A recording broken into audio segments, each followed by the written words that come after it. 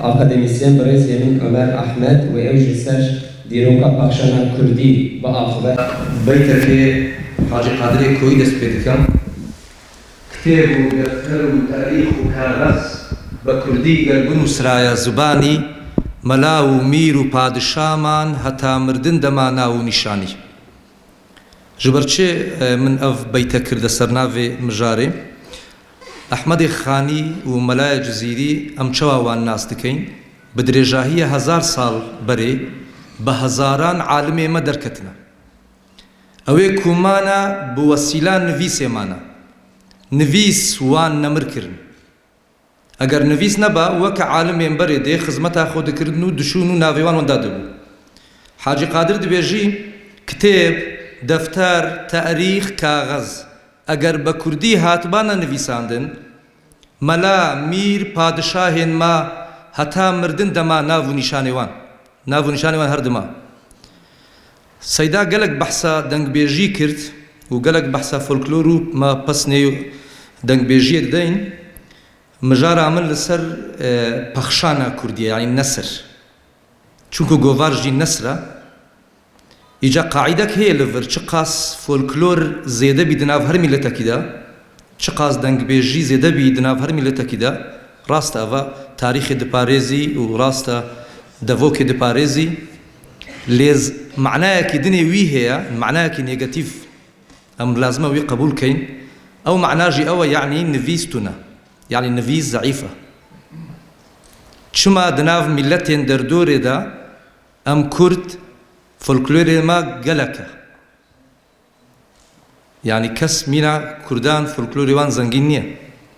ليه لا آلية كدن تايا كدن أم لي ميزب كين مخابن نفيس ما ضعيفة كيمن إجا جبر هندي گوار كو بشا كج بخشاني أزي بحثا بخشاني هنا كي بكم ديروكا بخشانا كردي نسر كردي چوا دست بكريه هون دزانن كو أدبيات دناف هر ملتا كده دو بشيوي هي بشا نفيسكي و بشا دفكي دناف هر ملتا كده هي لي دناف ملتي مدى زحفة بدرجة هي 1000 سال زيادة ترجي و بشا دفكي مدرسين من نافقل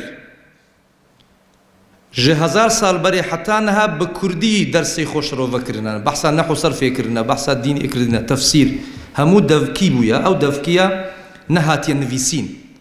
اگرنا اوا قلق باراستنا هر كسا كو بحثا باراستنا زمان مبكا مجبور رولا مدرسيان لازم بحث بكا كو بدرجاهية زيادة ترجه 1000 سالي لسر ستوي وان بو وان محافظة كردية ليه همبري دن ام بحث ادبيات نفيسكي دكين او جي دو باشا نظم والنسر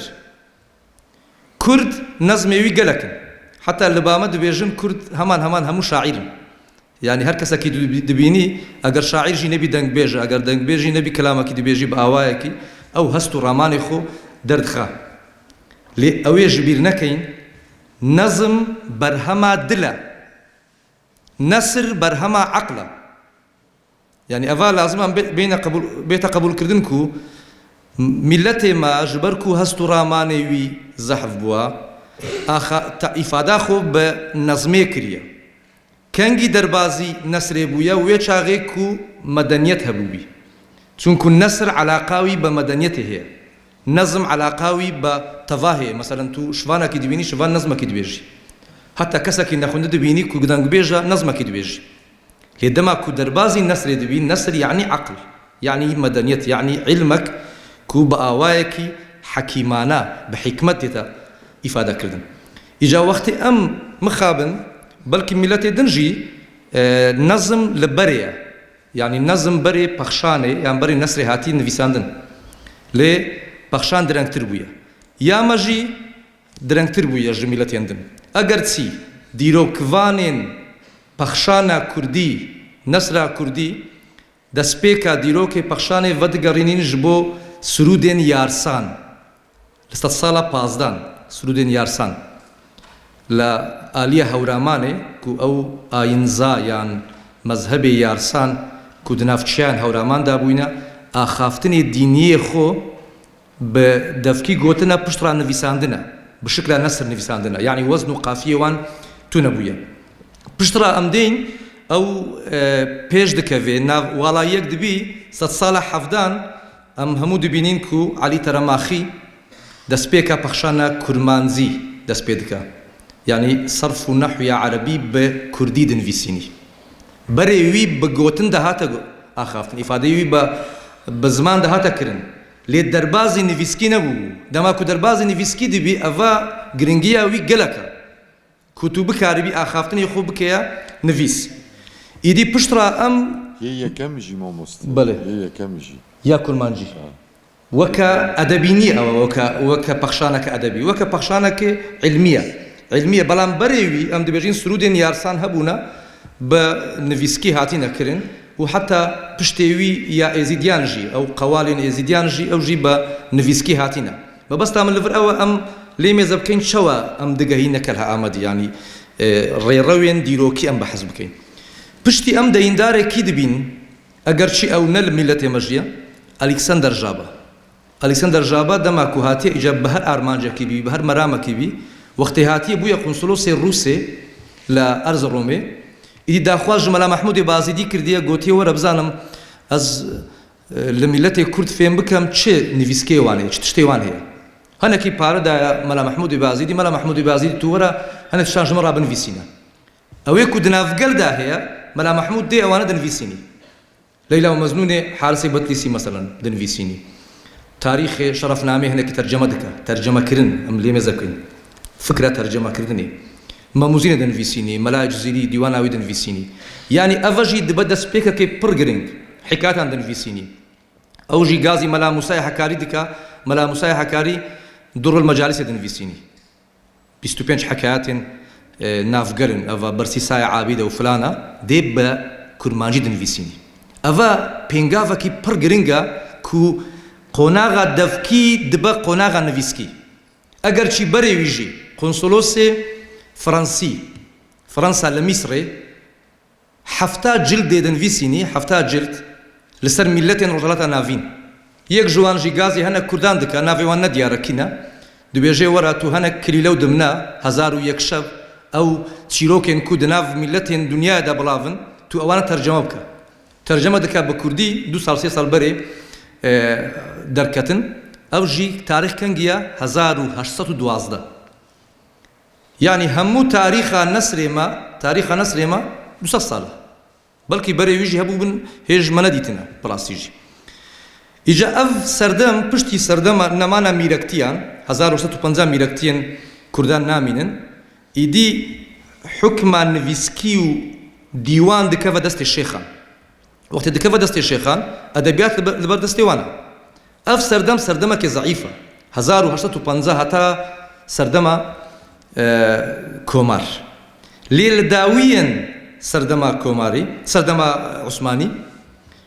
حرەکەتە چاپەمەنی چێ دەبی یەکەمین ڕۆژنامەیە کوردی لە 1998 چاپ دەبی لە قاهیرێ ژعالیە میقداد مەدحەت بەدرخان لە 22 نیسانێ ئیدی ئەف پێنگاڤەکی پڕ گرنگە ji bo ku di nav rojnameyê de gotar bê de nivîsîn meqale bi çi ye bi kurdî ye ew meqale jî bi nesr e ne bi nezm e yani eqla kurdî derbazî nesrê dibî ev e pir pêngavekî giring e îdî gelek rojnamê û govarên din derdikevin heta serdema meşrûtiyetê di serdema meşrûtiyetê pêngav baştir dibî alimekê weke Bediûzeman tê Kurd Teawun Tereqî Gazetesî çap dike إجا أفا بانجا كجبو عالمي ما أو يكو خوج النفيسي مثلا هناك قلصن يعني دور دقرن سيدايا كي مزني وكا بديعو زماني بمهم زانية ببيويس زانية لازم زانية قوتيا دا سبيكا نفيسي أزي بنصر بنفيسينو غازي قلي خوبكا بنصر وبكرمانشي ها أفا بينغا فكي برقرنغا شابا مني تيتا آخا كردانشي دما كو إنجليز دينا عراقي دوو ڕۆژنامان چاپ دکەن تێگەیشتنی ڕاستی فێمکردنە ڕاستی ڕۆژنامەکە لە بەغدایە و پێشکەوتن ئەو دوو ڕۆژنامە هەردوو ڕۆڵاوان گەلک هەیە ji بۆ پێشڤەچوونە نەسرا کوردی ئیجار ئەو چاپخانە دمینن ji بۆ شێخ مەحموودی بەرزنجی تازە سەیدا باس کرد شێخ مەحموودی بەرزنجی هون دەزانن لە کو دەرێ ئەف بانگی حەقە چاپکردیە لە شکەفتەکەی شکفتێ جاسەنە لەسەر ڕێکا سلێمانی هەردوو ڕۆژنامە بانگی حەق و مێدە ئیستیقلال کی خودیێوانە مستەفا پاشایە یا مولکی مستەفا پاشای یا مولکی دی سەردەما عوسمانیاندا ڕئیسێ مەحکەمەیە مەعاریف بووە پشتی جمهوریەت چێ دەبی ڤەدگەڕێتە سلێمانی لە سلێمانی ئەو چاپخانە سەرپەرشتیە ئەڤ دوو ڕۆژنامانە دکە مەبەستا من لەڤر چییە؟ مەبەست ئەوە کو گۆڤار بەشەکە ژ نەسرێ یعنی بەشەکە ژ فکرە عەقلی نە دل نە هەستیاری بە مەنزوم ئەم دکارین ببێژین بەڵام کەنگی ئەم دکارین تەفسیرێ بە کورمانجی بنویسین کەنگی ئەم دکارین حەدیثێ بە کورمانجی بنویسین کەنگی ئەم دکارین عەقیدەیە ئەو هەموو عەقیدە مەنزومێ مە هەنە ئەو هەموو مەولودنامەی نەزم هەنە پێنگاوەکە گرنگە کو دەربازی پەخشانێ دەبی ئیجا ئەز من ژبیر کرد بێژم 1860 ئەگەر شعر لێمێزە بکەی بە شعر کەسێک بە قاسیوی شعر نەنویساندێ ئەگەر نەسریشی لێمێزە بکەی بە نەسر کەسێک بە قاسیوی نەسر نەنویساندێ حتى ساڵێن 1970 بەریکانە کرا کو کیژان نویسکار زێدە نویسیە 12,000 صحیفە نویساندە بوو وەچاخی مەبەستا من یعنی ئەوە عالمێن ما لە زمانێک خودی دەرکەتن ئەوەی کو دفکر و ڕامانەواندا هەیە بە نەسر نویساندن ئیدی میلەت احتیاجاوی بە نەسرێ احتیاجاوی بە نەزمێ نییە کو دگەلوی بێ و بچێ و بگری و ڕازێ احتیاجاوی ئەوەیە کو دگەل عەقلەوی مخاتەبە بکە ئەو عەقل مخاتەبەکردن یان ئیفادەکردن بژ بۆ عەقلێ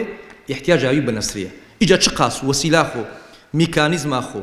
ئالیەتا خۆ پێش بخە ئەو قاس گرنگە و هەروەسا شانۆژی بەشەکە ژێ نەسرێ کو ئەم ژبیر نەکەین ڕەهبەراوێ مەلا عەبدوڕەحیمی ڕەحمی هەکاریە سەردەما عوسمانیاندا شانۆیان مەمی ئالان کو دەستپێکێ دناف گەلدا بە نەزم بوویە ئەو هاتیە بە نەسر بەحث کردیە و بە نەسر مخاتەبە و ئیفادە کردێش بۆ میلەتێمە ئیدی سەرێوە زێدە نێشینم جارەکردن پیرۆزباهی ژێ کە لە ئامەد دکەم و دگەل گەلک ملاحەزە و تێبینیانژی کو ئەم لازمە بە بەرچاو بگرینش بۆ کو بەربە پێش بسێ و دبن سیاویژیدا ئەگەر وەشانخانە هەبی خودی دەرکەویژ پەرتوکێن کورمانجی ئەگەر 16 ساڵە ئەگەر ساڵێ 10 پەرتوک چاپ کردبان نەها دەبوو 106 پەرتوک 106 پەرتوک ji bo kitêbxana Kurdî nekême bi rastî îca bihêviyê ew ye ku hem xwedî derkevin li pertûkan îca her çi corê pertûkê bin û hem ew govar jî bi awayekî baştir û zelaltir û zimanekî baştir bi yek cor elfabê nek çend cor elfabeyan bi elfabeyekî baştir û xurtir peyama xwe bigehînî û zor zor spas ji bo godariya we.